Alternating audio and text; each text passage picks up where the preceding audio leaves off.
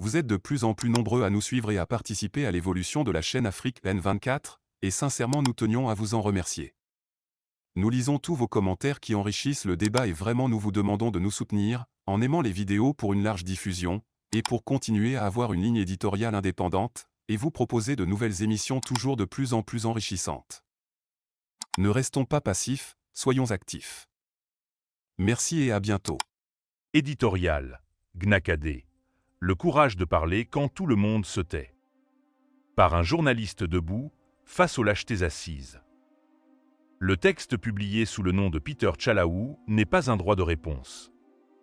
C'est une exécution politique maladroite. Une condamnation à mort morale jetée sur une femme dont le seul tort, aujourd'hui, est d'avoir brisé le silence. Madame Essosimna Marguerite Gnacadé, ancienne ministre des Armées, a choisi de rompre. Pas en coulisses, pas dans un bureau, mais en pleine lumière, face au peuple, face aux militaires, face à l'histoire. Et cela, visiblement, est intolérable pour ceux qui n'ont jamais eu le courage de dire non. On n'attaque que ceux qui font peur. Depuis sa 3e sortie publique, le 12 juin 2025, l'onde de choc est palpable. Ce n'est pas une simple tribune. C'est un moment de bascule.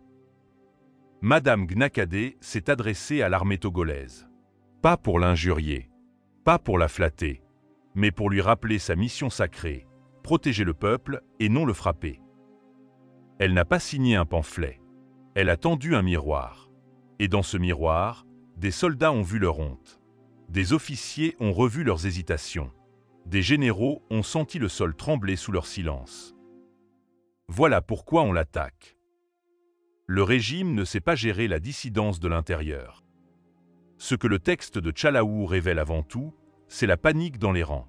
Car le pouvoir sait encadrer les opposants. Il sait gérer les partis, les manifestants, les blogueurs, les ONG. Mais ce qu'il ne sait pas maîtriser, c'est la rupture interne. Le moment où l'un des leurs dit « assez ». Alors on sort l'artillerie lourde, accusations, vie privée, rappel du passé, insultes. Place maintenant au brûlot déguisé en droit de réponse d'un citoyen visiblement plus animé par la rancune que par la vérité.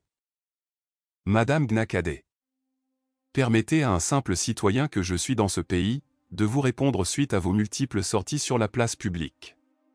Face à votre hypocrisie dégoulinante de fausse morale, il fallait que quelqu'un dise la vérité, toute nue. Dans vos longues lettres déguisées en cris de cœur, vous tentez de nous faire croire que vous venez de découvrir les turpitudes d'un régime qui vous a nourri et que vous avez servi avec zèle, confort et arrogance pendant plus de 60 ans. Vous parlez aujourd'hui d'écouter sa conscience, mais la vôtre était-elle en veille pendant tout ce temps où vous étiez grassement nourri aux mamelles de ce même pouvoir que vous dénoncez soudainement après avoir été éjecté sans gloire? Qui êtes-vous pour parler de morale? Vous êtes l'épouse d'Ernest Gnassingbé, l'un des symboles les plus marquants du règne des Gnassingbé. La jeune génération n'a peut-être pas connu votre mari. Mais les mémoires de nous les anciens sont encore vivaces.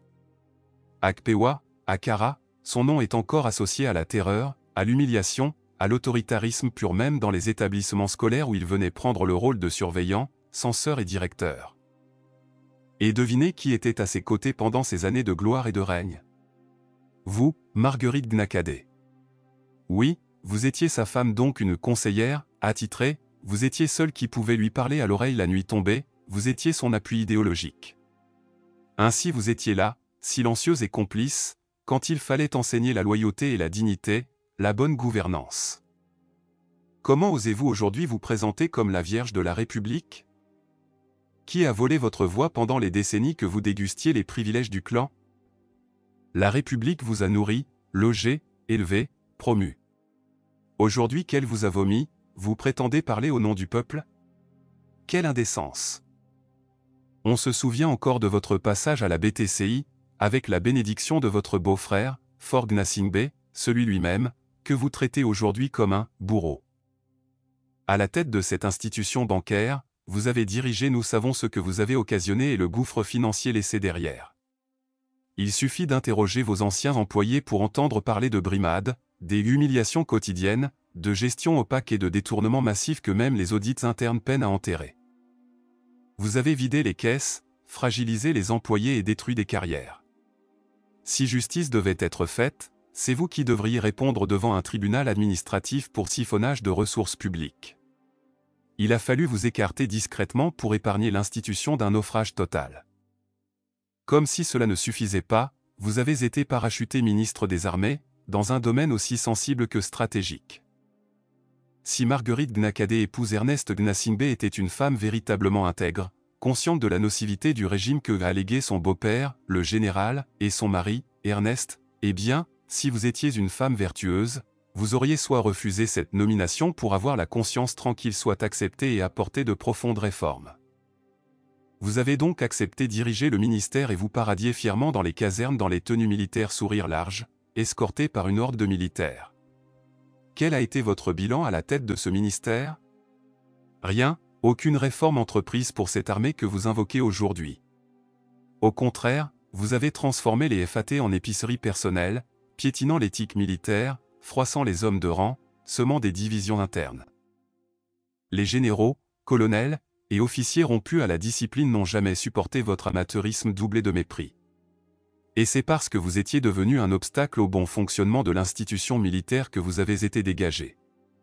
Une révocation salutaire, qui n'a rien d'une injustice. C'est cela, votre vraie humiliation. Et au lieu de faire profil bas, vous voulez vous venger par des textes dégoulinants de populisme, tout en oubliant que derrière vous, traîne une histoire de casserole que même une usine ne pourrait recycler. Non, Gnacadé Marguerite épouse Ernest Gnassingbé, vous n'êtes pas une conscience nationale. Vos cris de ces derniers jours et surtout celui de 12 juin n'est pas celui d'une patriote lucide. C'est celui d'une opportuniste déchue, blessée dans son orgueil. Vous ne parlez pas pour le peuple, vous parlez contre ceux qui vous ont écarté. Et il faut avoir du toupet pour prétendre faire la morale aux forces armées, quand vous avez vous-même contribué à les abîmer. Vous dites que le militaire n'a plus envie de porter sa tenue. Mais qui a contribué à cette perte d'honneur, sinon votre propre gestion de l'institution militaire, vos intrigues mesquines, vos clans internes, votre soif de contrôle? Un dernier mot à Madame Ernest Gnassingbé, le peuple n'est pas dupe.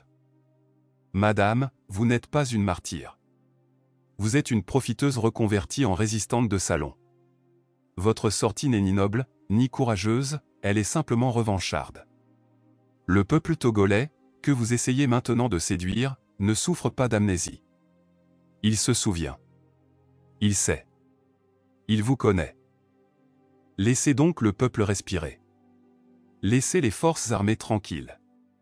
Et surtout, cessez de vous prendre pour une voie morale, vous qui avez passé votre vie à bénéficier de ce que vous dénoncez aujourd'hui. La République ne se régénérera pas avec des vieilles figures recyclées de l'ancien système. Elle se relèvera avec des cœurs sincères, des esprits propres et des mains vierges. Peter Tchalaou, observateur silencieux, citoyen libre, sans passe-droit, sans rancune, mais avec mémoire de Togolais. On parle de profiteuse, de femme du clan, de résistante de salon. Mais ce qui transparaît derrière ces mots, ce n'est pas de la vérité. C'est de la colère de trahison. Et surtout, la peur que d'autres suivent. Oui, Gnacadé a servi le régime, justement. Faut-il n'avoir jamais eu de lien avec le pouvoir pour oser le dénoncer? Faut-il être pur, vierge de toute compromission, pour avoir le droit de dire non? Non, il faut simplement avoir une conscience. Ce que certains nomment hypocrisie, nous le nommons cheminement. Ce qu'ils appellent trahison, nous le nommons lucidité. Ce qu'ils hurlent comme populisme, nous l'entendons comme courage. Madame Gnacadé a été dans le système. Elle en connaît les rouages, les mensonges, les violences. Et elle choisit, aujourd'hui, de ne plus en être complice. On juge les actes, pas les rancunes. Peter Tchalaou reproche à Madame Gnacadé tout, sauf l'essentiel. Aucune de ses affirmations dans sa lettre aux militaires n'est contestée. Il ne dit pas qu'elle ment. Il ne démontre pas qu'elle a exagéré. Il ne réfute rien. Il l'insulte, il l'attaque. Il veut la faire taire. Parce que ce qu'elle dit résonne. Et dans un régime où tout est verrouillé, chaque mot qui résonne est une brèche. La République a besoin de ruptures visibles. Il est facile de critiquer les dissidents. Il est plus difficile de voir en eux des signes de maturité politique. Il faut, dans une démocratie naissante ou en ruine, des voix qui ont été dedans et qui choisissent d'en sortir. Pas pour se venger, mais pour redonner du sens au mot « République ». Madame Gnacadé ne sera pas jugée sur son passé. Elle le sera sur ce qu'elle fait maintenant. Et en ce mois de juin 2025, ce qu'elle fait, c'est parler là où d'autres baissent les yeux. L'uniforme passe. La conscience reste. Son message n'est pas pour les éditorialistes, les diplomates ou les partis.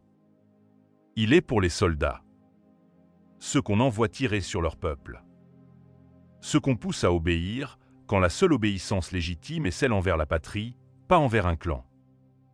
Madame Gnacadé leur dit « Vous n'êtes pas les ennemis du peuple.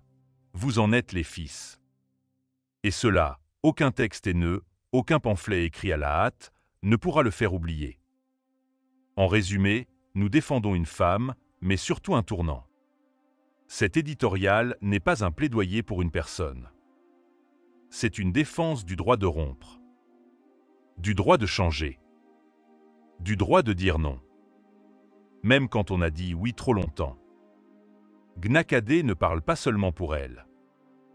Elle parle pour tous ceux qui n'osent pas encore. Et face aux injures, face aux crachats, face aux tentatives de salissure, notre rôle, en tant que journaliste libre, c'est de dire haut et fort. Oui, elle a servi. Oui, elle a vu. Et maintenant, elle parle. Et c'est cela, précisément, qui fait d'elle une conscience. Likez la vidéo si ce n'est pas déjà fait. Laissez aussi votre point de vue en commentaire. Abonnez-vous et cliquez aussi sur la petite cloche de notification pour ne rien rater de nos prochaines vidéos.